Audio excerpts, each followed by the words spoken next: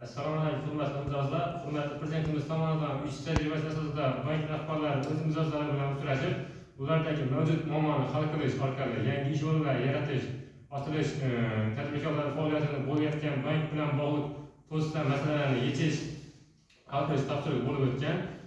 Shu munosabat bilan sizlar bilan bugungi kunda uchrashuv o'tkazmoqdamiz.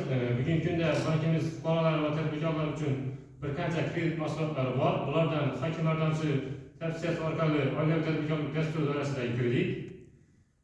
Keyin bankimizdan biznesga birinchi qadam 17 milliongacha, hozir bu 30 milliongacha bo'ldi. 3 oy imtiyoz davri 24 oy muddatga 27% dan beriladi. O'z-o'zi qilgan shaxslarga bu kartaga o'tkazma qilib beriladi. Keyin moliya va ommabop inklyuziv kreditimiz bor. Naqd puldagi kredit bu 50 milliongacha beriladi. 6 oy imtiyoz davri bor, 2 yil muddatga beriladi.